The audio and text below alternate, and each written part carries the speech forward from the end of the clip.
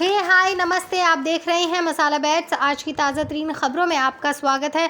आम आदमी पार्टी को एक बार फिर बड़ा झटका लगा है। दिल्ली के समाज कल्याण मंत्री राजकुमार आनंद ने बुधवार को अपने पद से इस्तीफा दे दिया है। आपको बता दूं कि राजकुमार आनंद पर ईडी का छापा पड़ा था। राजकुमार आनंद के घर पर छापेमारी मनी लॉन्ड्रिंग मामले में हुई थी। राजकुमार आनंद दिल्ली सरकार में समाज कल्याण मंत्री थे और उन्होंने आम आदमी पार्टी पर भ्रष्टाचार का गंभीर आरोप लगाया है। प्रेस कॉन्फ्रेंस को संबोधित करते हुए उन्होंने कहा कि पार्टी का जन्म भ्रष्टाचार से लड़ने के लिए हुआ था, लेकिन आज पार्टी खुद भ्रष्टाचार में डूबी हुई है। मैं इस सरकार में काम नहीं कर सकता और मैं नहीं चाहता कि मेरा नाम इस भ्रष्टाचार से जुड़े। राजकुमार आनंद के इस्तीफा के बाद आम आदमी पार्टी के लिए मुश्किल खड़ी हो गई है। दिल्ली शराब घोटाले में मुख्यमंत्री अरविंद केजरीवाल जेल में बंद हैं। इसके बाद भी मंत्री राजकुमार ने पार्टी पर भ्रष्टाचार का आरोप लगाकर इस्तीफा दे दिया है। राजकुमार आनंद ने कहा कि अरविंद केजरीवाल ने एक बार फिर रामलीला मैदान जंतर मंतर पर कहा था कि राजनीति बदलेगी तो देश बदल जाएगा। आज राजनीति तो नहीं बदली, लेकिन राजनेता बदल गए। बता दें कि राजकुमार आनंद के आवास पर नवंबर 2023 में ईडी ने मनी लॉन्ड्रिंग मामले में छापा मारा था। अपने इस्तीफा से कुछ घंटे पहले राजकुमार आनंद ने आप सांसद संजय सिंह के प्रेस कॉन्फ्रेंस को सोशल मीडिया पर शेयर किया था। राजकुमार आनंद ने कहा कि मैं बाबा साहेब भीमराव अंबेडकर के कारण राजनीति में आया और फिर मंत्री बना। मैं समाज को कुछ लौटाना चाहता था। मैं ऐसी पार्टी में नहीं रहना चाहता जो दलित प्रतिनिधित्व के मामले में पीछे हट जाए। बता दें कि राजकुमार आनंद आपकी राष्ट्रीय परिषद के सदस्य थे और 2011 से केजरीवाल के आंदोलन के साथ हैं। राजकुमार आनंद ने पटेल नगर में 2020 के विधानसभा चुनाव में जीत हासिल की थी। आइए संजय सिंह के प्रेस कॉन्फ्रेंस पर एक नजर डालते। उन्होंने राजकुमार आनंद के इस्तीफा पर क्या कहा। आपको दिखाना चाहता हूं, यही है राजकुमार आनंद जिनके यहां 23 घंटे तक ईडी का छापा पड़ा था। 23 घंटे तक ईडी का छापा पड़ा था। पूरी की पूरी भारतीय जनता पार्टी ऊपर से लेकर नीचे तक चिल्ला चिल्ला कर कह रही थी राजकुमार आनंद भ्रष्ट है, राजकुमार आनंद भ्रष्ट है। पूरी की पूरी बीजेपी कह रही थी। सारा केंद्रीय नेतृत्व, इनके बड़े बड़े नेता नड्डा जी हो, अनुराग ठाकुर हो, पीयूष गोयल हो, सब ने बयान दिया राजकुमार आनंद भ्रष्ट है। बस देखना आपको यह है बीजेपी का चाल चरित्र और चेहरा आज से लेकर कल तक, या हो सकता है जल्दी ही आपको दिखाई पड़ जाए वो व्यक्ति जिसके लिए खुद भाजपाई नड्डा से लेकर अमित शाह से लेकर मोदी तक सारे लोग कह रहे थे कि ये भ्रष्ट है, भ्रष्ट है। कल उसको माला पहनाते हुए शामिल करते हैं कि नहीं, ये पूरी दुनिया देख लेगी, पूरा देश देख लेगा। फिर उसके बाद पार्टी विद द डिफरेंस वाली बात मत कहना, फिर उसके बाद चाल चरित्र चेहरे वाली बात मत कहना। फिर तो भाजपाइयों कालिक लगा के अपने चेहरे पे घूमना।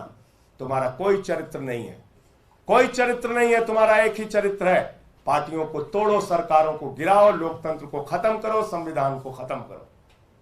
लेकिन तुमसे आम आदमी पार्टी के जो निष्ठावान कार्यकर्ता हैं, जो हमारे विधायक और मंत्री हैं, ठीक है कुछ लोग इस लड़ाई में पीछे हटेंगे, हम जानते हैं कुछ लोग इस लड़ाई में पीछे हटेंगे, कुछ लोग टूटेंगे, किसी का मनोबल कमजोर होगा, लेकिन लंबी तादाद, बड़ी तादाद उन लोगों की है जो इन परिस्थितियों का मुकाबला करेंगे।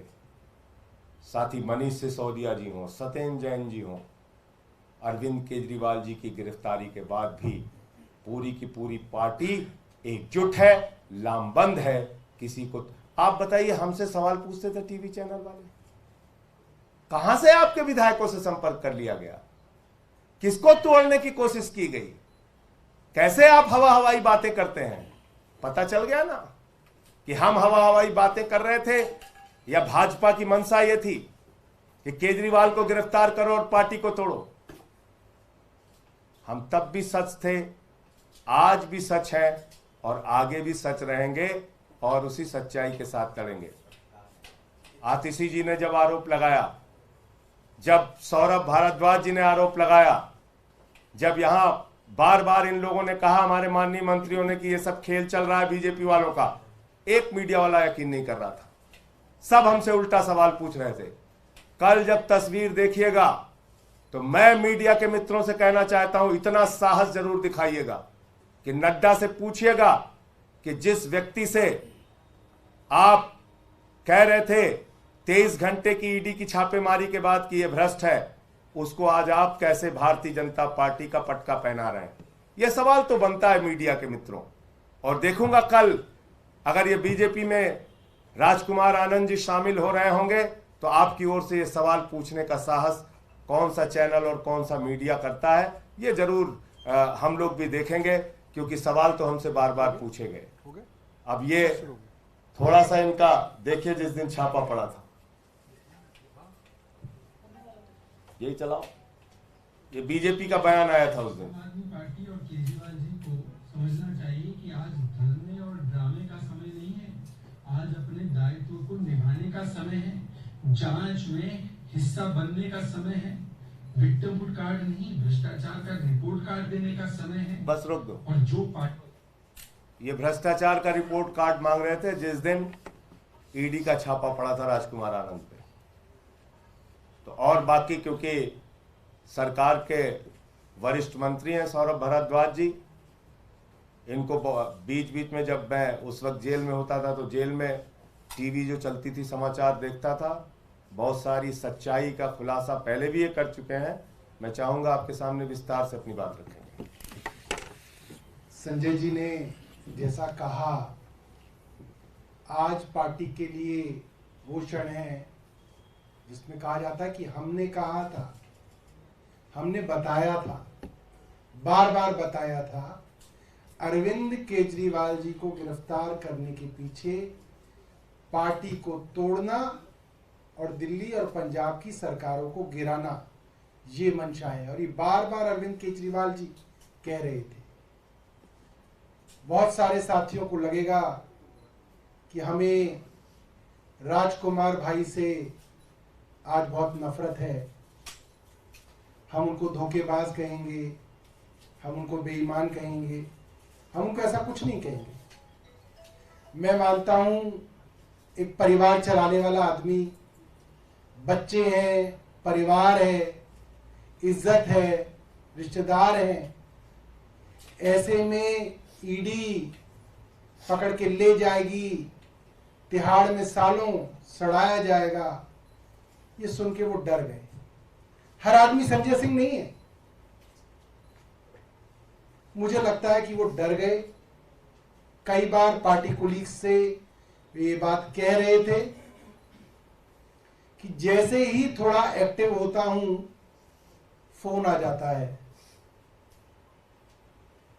इस तरीके से एक दलित समाज से आने वाले एक चुने हुए विधायक, एक दिल्ली के मंत्री को डराया जा रहा है। आप सोचिए आम लोगों की क्या हालत होगी इस देश के अंदर जब ये चुनाव जीत जाएंगे अगर, तो ये क्या करेंगे इस देश का हासिल।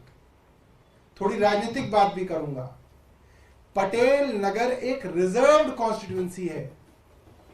ये बात राजकुमार आनंद जानते हैं कि रिजर्व्ड कॉन्स्टिट्यूएंसी के अंदर वो भारतीय जनता पार्टी से लड़ेंगे, बुरी तरह से हारेंगे, तीसरे नंबर पे आएंगे। वे विधायक इसलिए जीते क्योंकि आम आदमी पार्टी की तरफ से लड़े हैं। बहुत साल कई पार्टियों में रहे, उनको पता है क्या हश्र होता है भारतीय जनता पार्टी का। इसके बावजूद उनसे रिजाइन कराया गया, पार्टी से रिजाइन किया, पद से रिजाइन किया, क्योंकि पार्टी से रिजाइन कर दिया तो वो विधायक भी नहीं रहे। कौन आदमी ऐसा करेगा? किसी को पार्टी से अगर दिक्कत भी होगी तो ये कहेगा ठीक है मैं अपना टेन्योर पूरा करता हूं, जनता के बीच में अपनी जगह बनाता हूं, टेन्योर पूरा होगा, पार्टी से रिजाइन करेंगे, जो पार्टी पसंद आएगी उससे लड़ेंगे। ये तो सुसाइड है, ये तो आग में कूदना है। कोई आदमी क्यों सुसाइड कर रहा है, उस आदमी की क्या मजबूरियां बना दी गई। आप सोचिए कितना डराया जा रहा है। आज एक चुने हुए विधायक और एक मंत्री को आज इतना डरा दिया गया कि वो आज रेजिग्नेशन करने के लिए छोटे से किसी कमरे में छुप के प्रेस कॉन्फ्रेंस कर रहा है। आपने देखा ही होगा।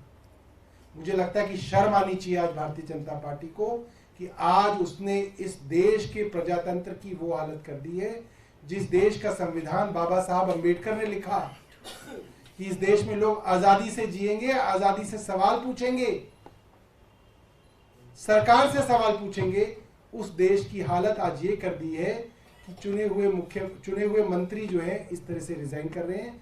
बहुत शर्म की बात है। और मुझे लगता है भारतीय जनता पार्टी एक बार तो कामयाब हो गई। मैं अपने साथियों से कहना चाहूंगा, डरना नहीं है। आपके सामने संजय सिंह का उदाहरण है, झूठे मामले में फंसाया गया, 6 महीने रहे जेल के अंदर, मगर देखिए बाहर आए और शेर की तरह दहाड़ रहे। संजय सिंह बनना है, मनीष सिसोदिया बनना है, अरविंद केजरीवाल बनना है, सत्येंद्र जैन बनना है, राजकुमार आनंद नहीं बनना। हमें उनसे पूरी सहानुभूति है, मगर पार्टी में राजकुमार आनंद के लिए सहानुभूति सिर्फ इसलिए कि वो डर गए, मगर हमें राजकुमार आनंद नहीं बनना, हमें संजय सिंह और अरविंद केजरीवाल बनना है। बहुत बहुत धन्यवाद। एक इसमें जानकारी और मिली है, चाहे आप लोग कंफर्म कर लीजिएगा, कि उनके आसपास के लोगों ने यह भी बताया कि संभवतः 12 अप्रैल का ईडी का नोटिस भी उनको मिला था। और आज तारीख कितनी है? 10 अप्रैल। 10 अप्रैल। अभी मंत्रिमंडल में कौन नया मंत्री होगा? आरोप लगा के कह रहे हैं कि अब जिस सपने के साथ वो आए थे, बाबा साहब के सपने के साथ, वो आप लोगों ने पूरा नहीं तो किया। 23 घंटे की छापेमारी के बाद क्या बोला था उन्होंने, वो भी सुनाइए भाई, लाइए हम सुना देते हैं।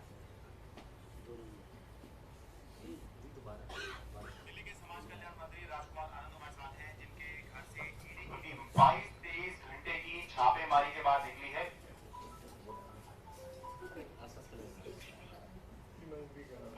सुबह ईडी की टीम आ गई थी और शुक्रवार यानी कि आज सुबह ईडी की टीम निकली है। सर बहुत बहुत स्वागत है आपका। 22-23 घंटे ईडी की टीम आपके घर पे रही। मैं तो एक सवाल उठ रहा है कि चर्चा चल रही थी कि 22-23 घंटे में ईडी ने क्या ढूंढ लिया या क्या उनको मिल गया?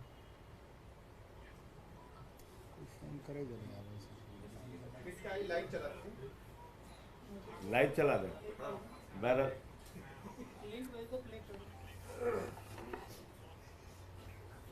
अच्छा, मान नहीं रहा, बहादुर लगातार किए जा रहा है। रुकिए भाई, जरूर सुन के जाइए आप लोग। इतना बढ़िया सवाल आपने पूछा है। बड़े पुराने पत्रकार हैं इसमें। हाँ।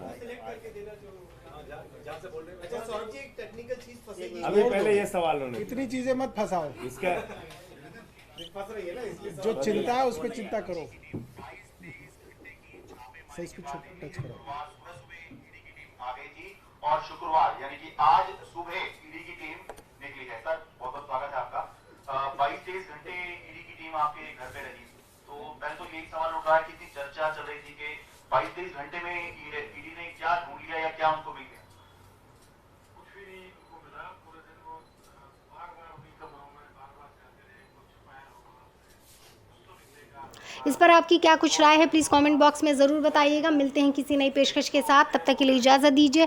और वीडियो अच्छा लगे तो लाइक शेयर सब्सक्राइब सपोर्ट ज़रूर करिएगा। इसी के साथ बने रहिए मसाला बैट्स पे नई खबरों के साथ। तब तक के लिए नमस्कार।